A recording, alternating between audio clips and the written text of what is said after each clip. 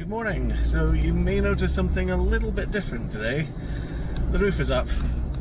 Unfortunately, despite gorgeous sunshine for most of the holiday so far, today it is quite overcast and the forecast is for scattered showers. It's currently raining at the moment, which is a little bit disappointing. I'm heading east further into Austria today, and at the moment I have 4 coasters planned. The last 2 look a little bit complicated. On Google Maps it looks like you can drive to them, but I think it's actually the case that that would take you on crazy off-road routes. So I'm a little bit wiser to that now. The coaster I'm most wanting to do is the one at IMST, which fingers crossed it'll be running in not too bad weather. It is all very cloudy at the moment. Well, so far things are looking a little bit more promising. I've just come out of a tunnel and it stopped raining. There's even a little bit of sunshine peeking through, so hey, I've still got an hour and 23 minutes drive to get to the first coaster of the day. But yeah, keeping fingers crossed. Unfortunately, I think I may have spoken a bit too soon, and it's now looking increasingly wet. Well, we've got another tunnel coming up. Fingers crossed when I exit this one, it'll be nicer. I'm getting the feeling it won't be though. Well, I've got to say, this is not looking like great coaster weather at the moment. Visibility is getting pretty poor. It's almost like a spooky zombie movie at the moment. I can barely see like what's ahead. This is not brilliant.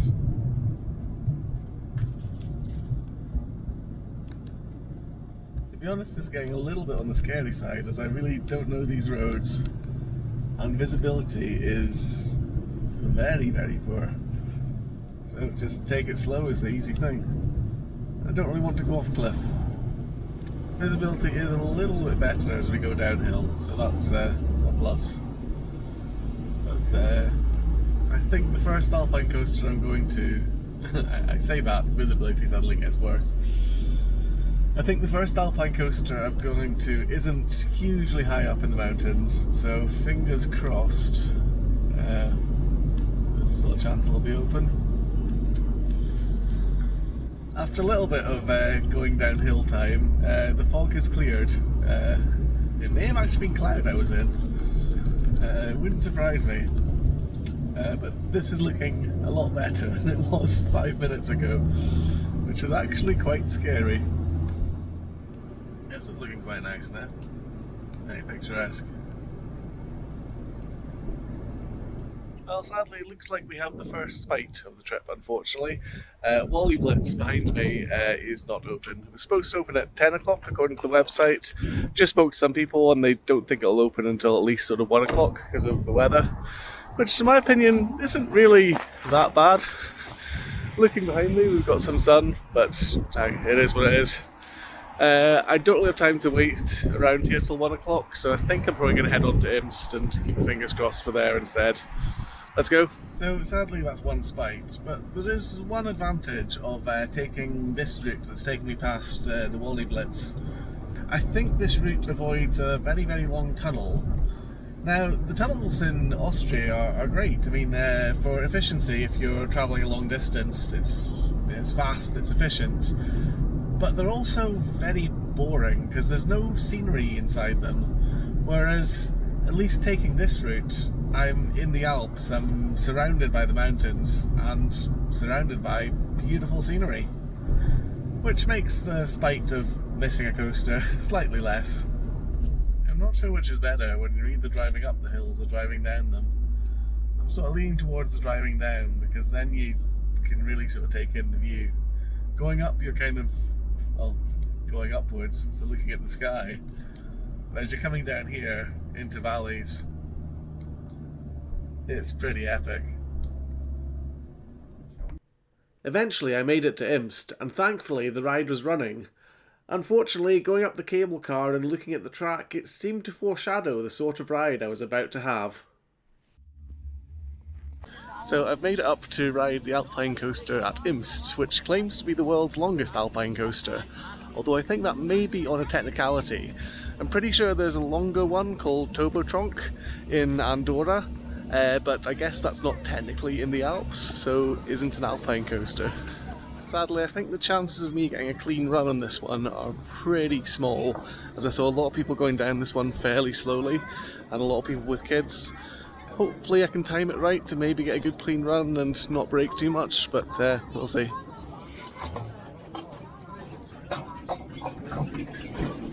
Here we go. I think the chances of a clean run are slim to none, but we will give it a go. So far, no trips.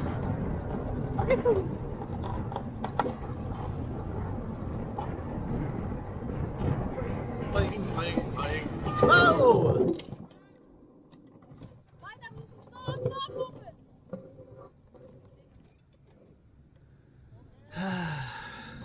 Well, it started out good. Who is causing this shit?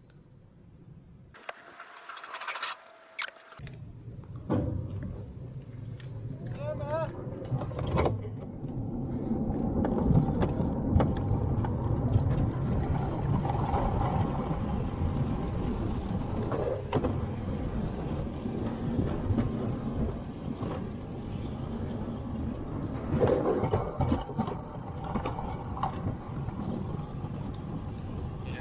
Tactical with the brake here. No full send. We'll hopefully go speed over the jumps.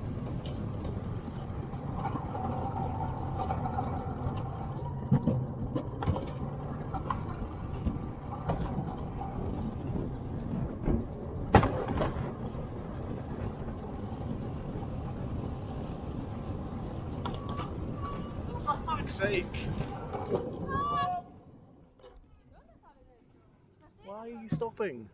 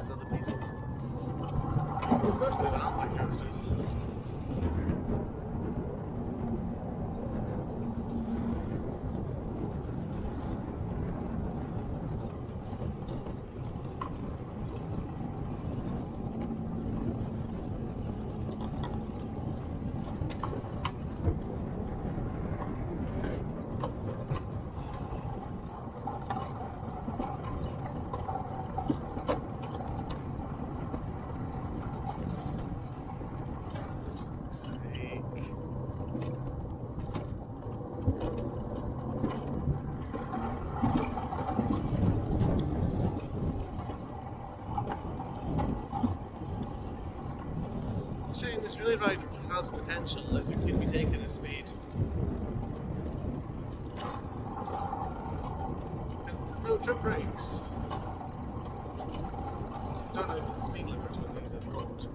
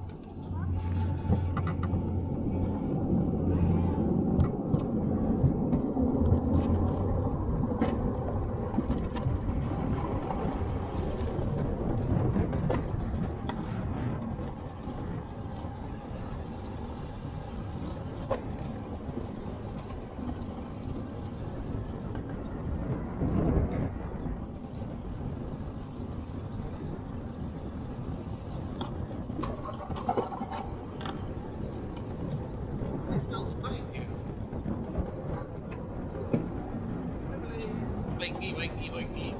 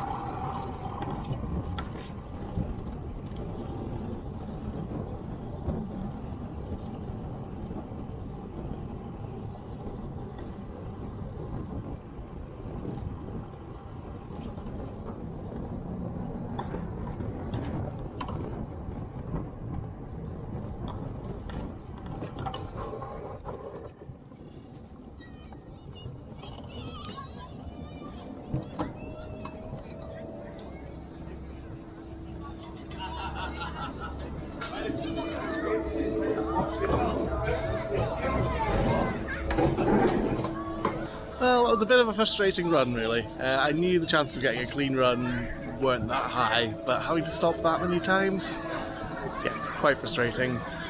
I think the ride itself, though, has real potential to be possibly one of the top Alpine coasters. Doesn't look like there's any sort of trims on it. I'm not sure if there's any sort of speed limit on the bugs on the carts themselves. Didn't get fast enough to find out, I don't think. But an interesting layout. Is not that repetitive, unlike one of the other ones I did before. That did seem like it could have been really, really good if it wasn't for all the other people. Oh well. I kind of feel like it would be great if there could be an option to have like 2 separate queues for Alpine coasters, a go fast queue and a go slow one, and then they could maybe put down a load of slow people all at once so they could all be slow together, and then get the track open for people who want to go fast and let them all be fast together. There's got to be a better way than just getting stuck behind a slow person. It's frustrating. So yes, a rather frustrating visit to IMST. It is a shame because I get the feeling that coaster, without anyone slowing you down, could really be world class. I still think the other one I did yesterday, the Flitzer one, was probably the top one that I've done. It's a combination of good length and varied layouts, and some unique sort of trick track sections. That one overall, the IMST one that I just did, I wouldn't say it anything out of the ordinary in terms of layout. There's a nice combination of open areas and sort of pine areas. It's quite nice as you go through because you get the extra sensory effects of change of smell, like mountain air to fresh pine. It's quite nice. There weren't any huge drops that I noticed though, but again that could just be because I was slowed down a bit. And there wasn't any of the sort of weird off-axis stuff that the other Flitzer coaster had. I would like to try that one again at some point without other people, but there's just no way to guarantee it. Anytime you go on one of these mountain coasters, you're at the mercy of the person in front of you. And if they're slow, then that means you have to be slow as well. Anyway, I'm going to head to another area that's about an hour away, and I think it has 2 different Alpine coasters. So I shall stop for petrol and probably a bite to eat, and I'll see you there. Before I get there though, that is one thing I find on this sort of trip, is that it's almost like driving an electric car where you have range anxiety. I kind of have a little bit of petrol anxiety, because I'm going to these sort of far off mountainous places. I'm sure there's sort of infrastructure there and petrol stations and the like, but there's a little nagging bit of me that thinks, what if there isn't? And I really don't want to get stranded somewhere up in the Alps without any petrol. So the route to this next Alpine coaster is another Alpine climb, it seems. The second Alpine coaster would be Fisser Flitzer near the town of Fiss. However, my run of bad luck that day was going to continue. So I'm up top for the next Alpine coaster, Flitzer something or other. Fisser, something. One other potential problem with Alpine coasters is wait time. So normal coasters have a standard queue, they've got fairly high capacity. Alpine coasters have a pretty low capacity. So the wait time on this one is a ticketed system. So I've currently got ticket 837, and unfortunately it's currently at 700, so there's at least 137 other people to ride before me.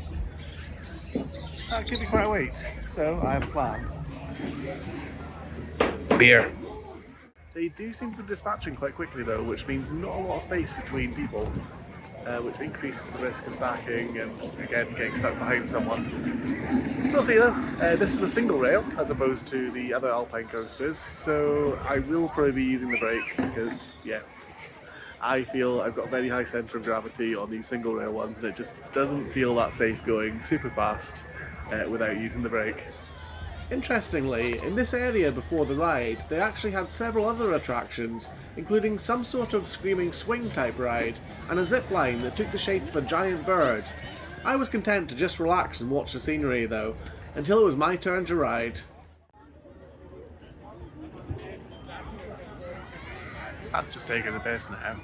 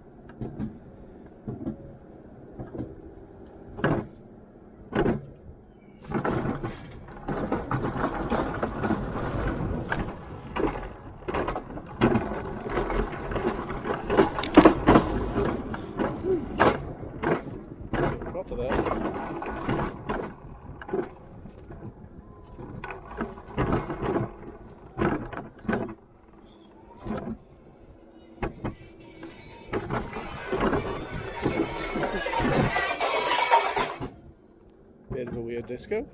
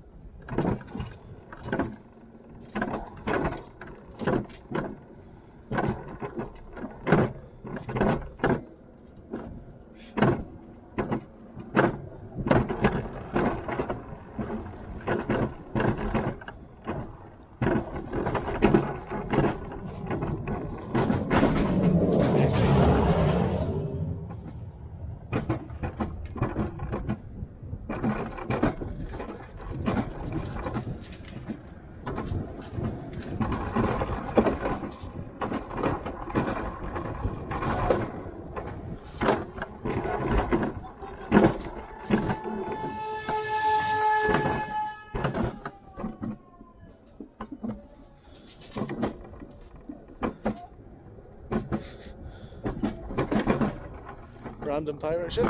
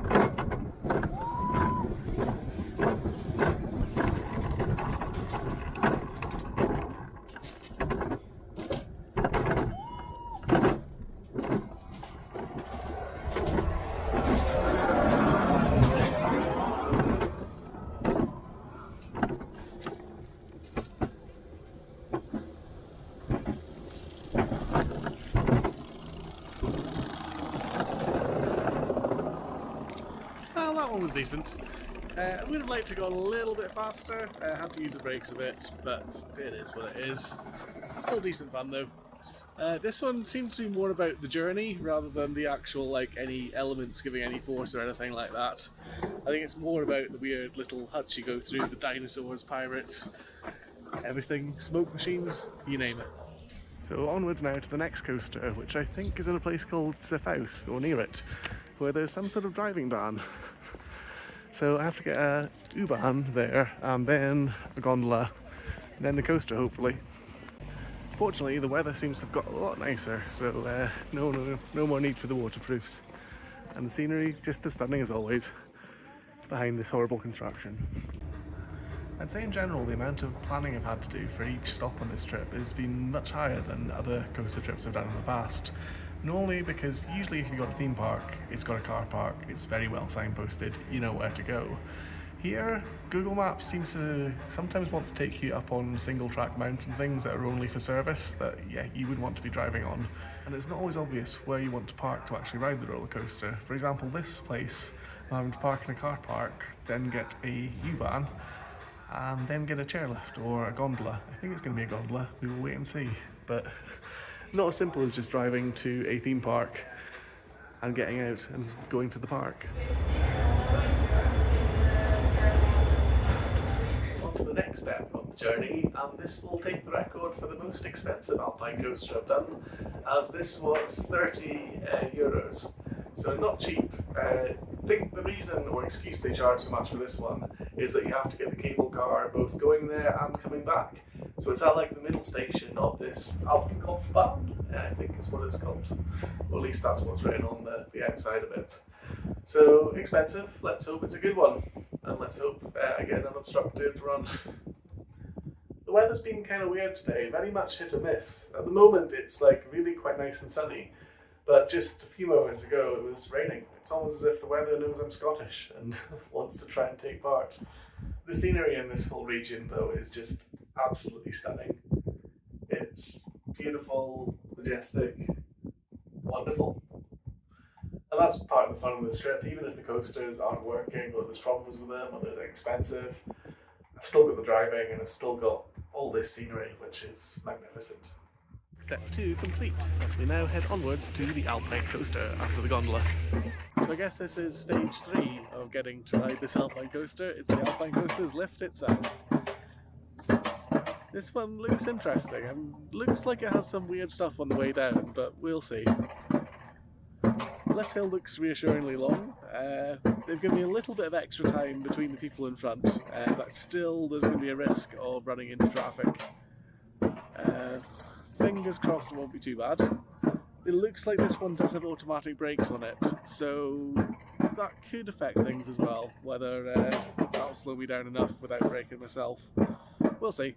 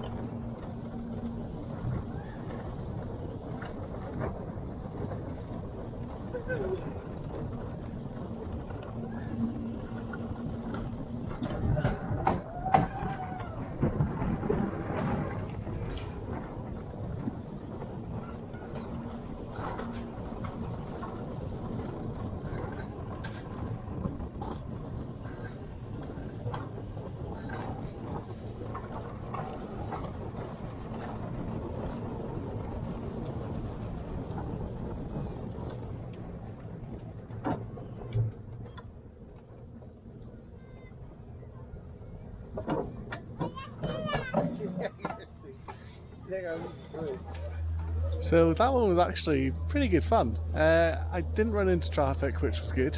Someone almost caught me up as well, which is unusual because I didn't use the brakes at all, so I don't know how they got faster than me. They did have a kid on board, so maybe the extra weight helped.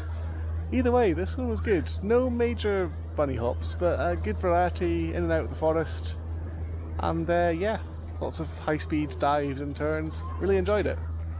Like the last place I was at, this seems to be a bit of a fun park as well, where there's lots of other things that families and kids can do. One interesting thing behind me was there seems to be some kind of water maze. It looks like a race between two people. It's like a checkerboard of posts which fire water between them, and you push the button and it creates a maze to go through. Quite an interesting idea. There's also this lake you can go boating in, places to sunbathe, sort of all sorts of fun and games. It's certainly been quite the change in weather since this morning anyway. A lot nicer now, and this place is just beautiful. I think that's probably... What's the Bien house? I'm just walking past a Bien house and I'm wondering what it is. Shall we look inside? Okay, so I had a look and it just seems to be some storage thing for information about bees. Oh well. As I was saying, this is probably the last coaster for today. Tomorrow I'm doing more ones in Austria, if all goes to plan, so we'll see you there. Right, it's time to make a rather hasty getaway, as I have about 2 minutes left before I have to pay for parking. You get 2 hours free parking here. In 100 meters, just at that limit and no more. But I think continue straight onto Schultes I should be able to escape Landstrasse. now and get on my way to my hotel tonight, which is in Innsbruck, which I always get mixed up with the place that Cthulhu's from. Anyway, hopefully we'll be having a Cthulhu-free journey, and tomorrow we'll be doing more Alpine coasters. Let's head to Innsbruck.